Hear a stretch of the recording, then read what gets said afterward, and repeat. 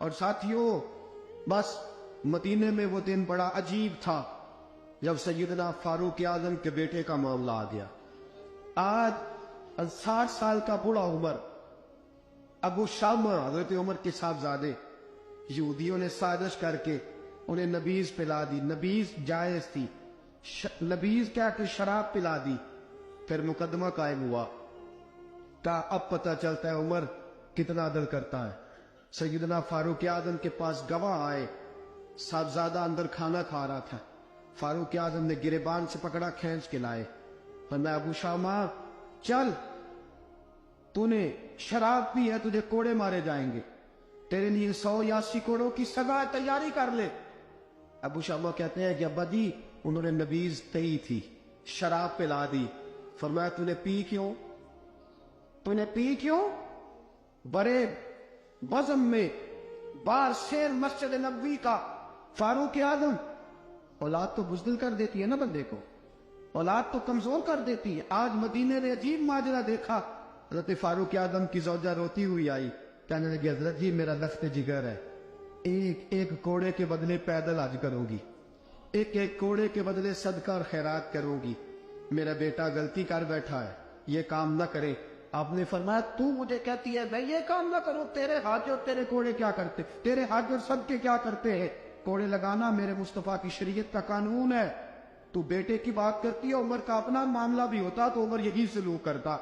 لوگوں نے کہا حضرت جی آپ تھوڑی دیر، ابھی ان کی والدہ پریشان ہے، گھر میں پریشانی، حضرت ٹھہر جائے، کل پرسوں ترسوں سزا دے لیجیے گا۔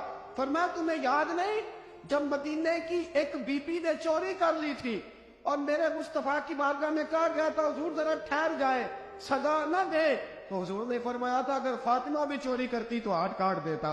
تمہیں یاد نہیں نظر مصطفیٰ کے ٹکڑے کھانے والا ہوں، میں کیوں دیر کروں؟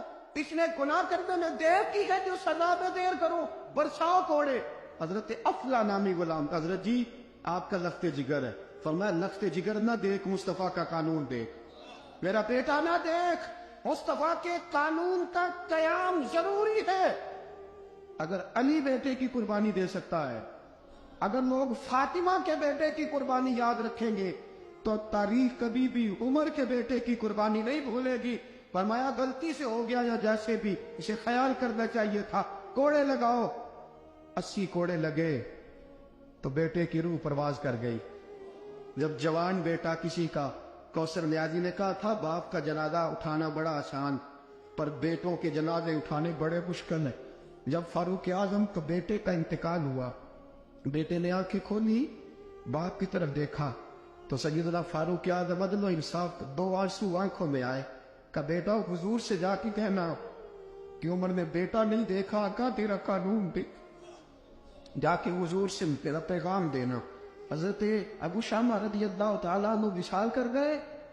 تاریخ کیسے کیسے منظر ازالت الخلفاء شاہ ولی اللہ کی بطور والا پیش کر ہوا۔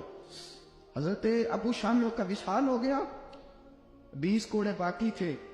لوگوں نے حضرت جی آپ کیا کرنا ہے؟ فرمایا اس کا جنازہ پڑھو، اسے قبر میں دفن کرو، باقی 20 کوڑے اس کی قبر پہ مارو، اس کی قبر پہ 20 کوڑے مارو۔ کا حضرت جی ایسا بھی ہوتا ہے؟ فرمایا اس لیے ایسا ہوتا ہے کہ یہ میرے مصطفیٰ کا قانون ہے، میری اولاد کا معاملہ ہے تو میں درگزر کروں۔ فرمایا مارو کوڑے۔ حضرت سیدنا حذیفہ بن یمان فرماتے فاروق اعظم بیٹے کی قبر پہ کھڑے تھے، داڑھی آنسوؤں سے بھری ہوئی تھی۔ میں دوڑا ہوا آیا، میں نے کہا عمر نہ رو، آج خواب رات تیرے بیٹے کا جنازہ تھا، جنازہ پڑھ کے سویا ہوں تو خواب میں مجھے رسول پاک کی زیارت نصیب ہوئی ہے۔ نبی پاک خواب میں تھے تو 2 سبز غلے تیرے بیٹے کو پہنا رکھے تھے اور رسول پاک کی بغل میں کھڑا تھا۔ حضور نے فرمایا عمر کو جا کے کہنا کہ تو نے بیٹا پاک کر کے بھیجا تھا، اللہ نے جنت کے سارے دروازے کھول دیے ہیں۔ اللہ نے عمر کو میرا سلام کہنا اور اسے کہنا عمر تیرا حدود اللہ قائم کرنا خدا کو بھی پسند ہے، مصطفیٰ کو بھی پسند۔ ساتھیو عمر انتقال کر گئے، 26 ذوالحج کو زخم لگا۔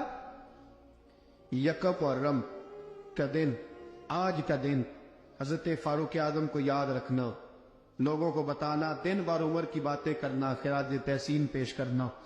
حضرت فاروق اعظم کو زخم لگا، آپ نے فرمایا اپنے بیٹے سے بیٹا جا حضرت عائشہ کے پاس، गुंबद खजरा में 3 लोगों के दफन होने की जगह है।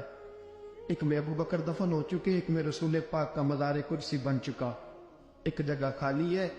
जाके आयशा से पूछना, मुझे पता है वो 18 साल की उम्र में रसूल पाक पर्दा कर गए थे। 18 साल सैयदा की उम्र थी। आयशा ने जगह अपने लिए रखी हुई है। जाके बाहर खड़े होके कहना, अम्मा जी, उमर कहता है मेरा दिल करता है, मेरा दिल करता है कि मुझे नबी पाक की गुंबद के साए में जगह मिले। जाके अर्ज करना, और बेटा बाहर खड़े रहना, ज्यादा जिद ना करना, मोमिनों की माँ है। हजरत सैयदना अब्दुल्ला इब्ने उमर के बाहर खड़ा था, दरवाजे के बाहर खड़े होके कहा कि उमर का बेटा हो। अम्मा जी, उमर फरमाती इजाजत दो तो दिल करता है नबी पाक के साथ लेट जाओ। वफा में गुजार दी उम्र सारी, सारी जिंदगी लै सजना आसा तोड़ निभाई, दिल करता है हुजूर के साथ लेटने को। तो हजरत आयशा सिद्दीका, हजरत अब्दुल्ला इब्न उमर फरमाते हैं मैं दरवाजे से बाहर खड़ा था, लेकिन आयशा के रोने की आवाजें बाहर तक आ रही। हजरत आयशा सिद्दीका हिचकियां लेके रोई। सैयदा आयशा ने फरमाया, उमर से जाके कहना, उमर कोई कब्र की जगह किसी को नहीं देता, लेकिन उमर तूने वफा की तारीख बनाई है, उमर तूने कमाल कर दी है, उमर तूने हद कर दी है। उमर को जाके कहना कि मैं जन्नतुल बकी में दफन हो जाऊंगी, जहां मेरा वक्त आएगा दफन हो जाऊंगी, लेकिन उमर तेरी खिदमत कहती है कि तुझे नबी के साथ दफन होना चाहिए। सैयदना अब्दुल्ला इब्ने उमर फरमाते हैं कि जब दफन होने के पानी पर सैनियां रंगा रंग खड़े, तरे औसदा जानिए जिसदा तोड़ चढ़े। फरमाते आया, उमर को आके बताया, पेशानी खून से भरी हुई। उमर ने सजदे में रख दी, रो के कहा, आज मेरी तोड़ निभ गई है। हजरत फारूक आज़म मुस्तफा के साथ लेट गए। मेरे नबी ने फरमाया, उमर या तुझे अपने पड़ोस में दफन करना हो, तूने अगर राय वफा में बेटे तक कुर्बान कर दिए है ना, तो कयामत तक जो मुझे सलाम करने आएगा तुझे भी सलाम करके जाए।